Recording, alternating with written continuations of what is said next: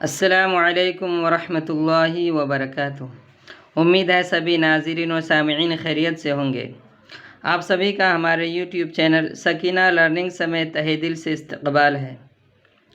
ہم گزشتہ سبق کی طرح آج بھی نورانی قاعدہ کا سبق شروع کرتے ہیں۔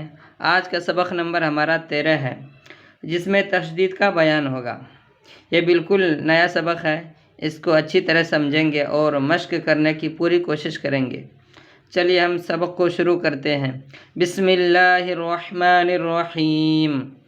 تختی نمبر 13، تشدید۔ یہ جو نشان بنا ہوا ہے اس کو تشدید کہتے ہیں۔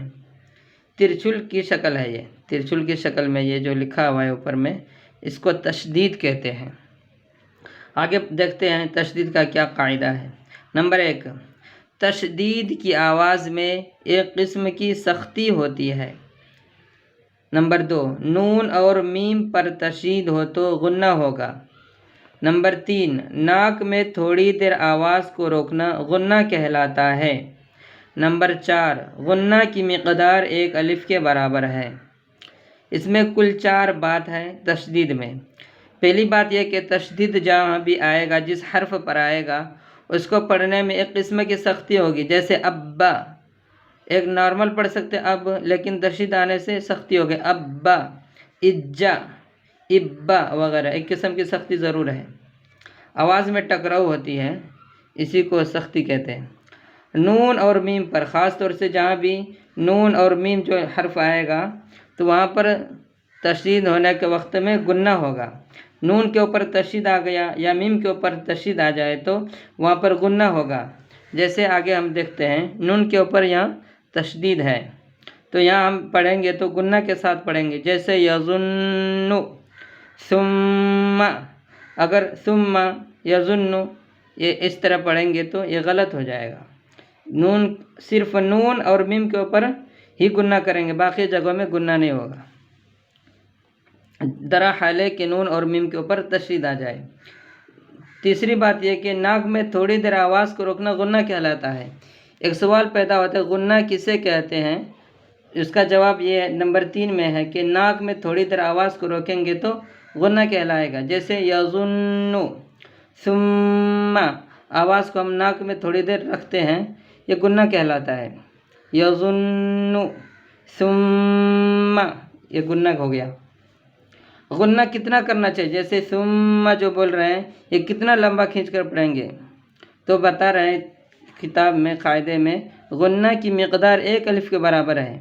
جیسے الف مدہ کو جتنا کھینچتے ہیں، اسی طرح گنہ میں بھی اتنا ہی دراز کریں گے، زیادہ گنہ، لمبی گنہ نہیں کریں گے۔ ان، یہاں بھی آیا نون کے اوپر تشدید، ہجا لگانے کا قاعدہ بتا رہے ہیں۔ اور نون تشدید جہاں بھی آئے گا جس حرف کے اوپر، اس حرف کو 2 مرتبہ پڑھا جاتا ہے۔ جیسے ان، بتا، الف نون زبر ان، پھر نون زبر نہ، ان، یہ 2 نون ہو گیا، لکھنے میں ایک ہی نون ہے۔ اسی بات کو سمجھانے کے لیے یہاں پر مثال دیا ہے۔ چلیے ہم آگے پڑھتے ہیں۔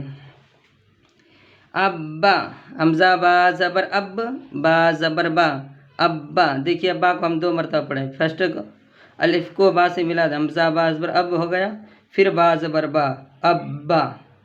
اسی طرح ابا، حمزہ با زیر اب، با زبر با، ابا، ابا، حمزہ با پیش اب، با زبر با، ابا، ابی، حمزہ با زبر اب، با زیر بی، ابی، ابی، حمزہ با زیر اب، با زیر بی، ابی، ابی، حمزہ با پیش اب، با زیر بی، ابی۔ اس طرح ہجا لگا کر پڑھیں گے۔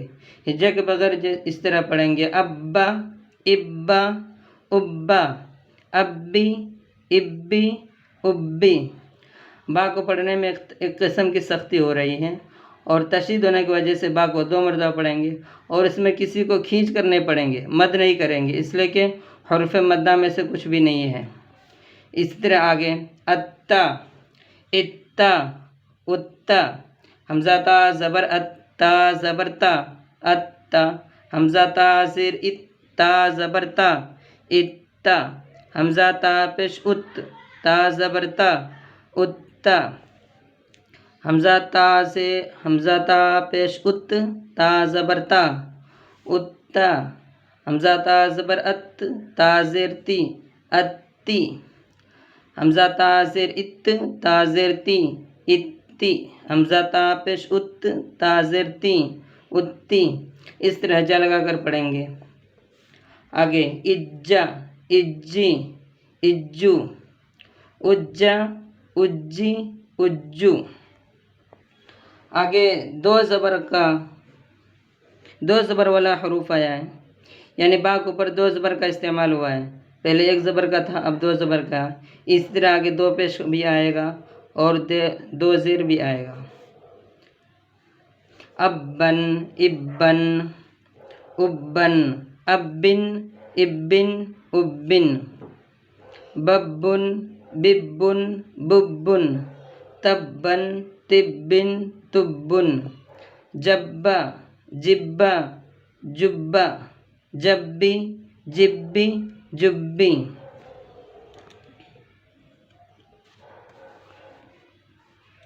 اور آگے یہاں پر دو حرفوں کے ساتھ ساتھ کبھی تین حرفوں والا بھی ورڈ استعمال ہوا ہے، جیسے فعا، فعا، اس عین کو کھینچیں گے، اس لیے کہ الف مدہ سے پہلے یہاں پہ زبر ہے، اس عین کو نہیں کھینچیں گے کیونکہ عین کے اوپر صرف زبر ہے، الف مدہ اس کا استعمال نہیں ہوا ہے، اس لیے اس کو جلدی پڑھیں گے اور اس عین میں مد کریں گے۔ فعا، فعا، کوی، توا، سجی، عد، حضو، حیا، حیا، علیہ، ایاک، یا کو کھینچ کر پڑھیں گے اس لیے کہ یا میں الف مدہ سے پہلے زبر ہے یا کے اوپر۔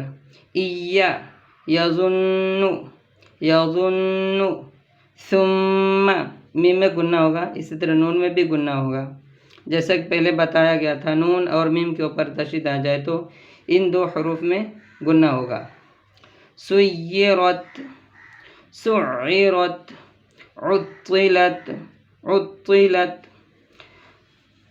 آگے تین لائن میں چھوٹے حروف میں کچھ لکھا ہوا ہے، اس کو چلے دیکھتے ہیں۔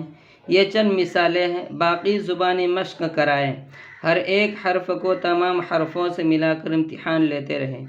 یہ استاد کو کہا جا رہا ہے کہ بچوں کو زبانی مشق کرائیے اور ایک دوسرے سے ملا کر پڑھوائیے بطور ٹیسٹ۔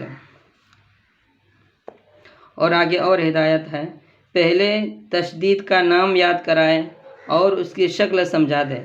پڑھانے کا طریقہ یہ ہے کہ بچوں کو پہلے تشدید کا نام یاد کرائیں اور اس کی شکل سمجھائیں، جیسے کہ پہلے سمجھایا گیا، تشدید جو ہے ترچھل کی شکل میں ہے وہ تشدید کہلائے گا۔ پھر بتا دیں کہ جس حرف پر تشدید ہو اس کو ہجا کرنے میں 2 مرتبہ پڑھتے ہیں، ایک بار پہلے حرف سے ملا کر اور ایک بار خود اسے، جیسے حمزہ با زبر اب، پھر با زبر با، ابا، یہی مطلب ہے اس کا کہ پہلے ایک بار با کو پڑھیں گے پہلے والے حرف سے ملا کر اور ایک بار خود اس حرف کو پڑھیں گے تو 2 مرتبہ ہو جائے گا، ابا۔ الحمدللہ آج کا سبق ہی ہمارا ایک صفحہ مکمل ہو گیا ہے۔ آپ سے درخواست ہے کہ جو اوپر کا جو قاعدہ ہے اس کو بار بار سنیے اور اس کو چاہے تو اپنے نوٹ بک میں لکھ کر یاد کریں۔ امید ہے آپ اس کو پڑھیں گے، اور اگر ویڈیو پسند آیا جائے تو لائک کریں اور دوسروں میں شیئر کرنا نہ بھولیں۔ اگر آپ چینل پر نئے ہیں تو سبسکرائب کریں۔ جزاکم اللہ احسن الجزاء، وعلیکم السلام ورحمۃ اللہ وبرکاتہ۔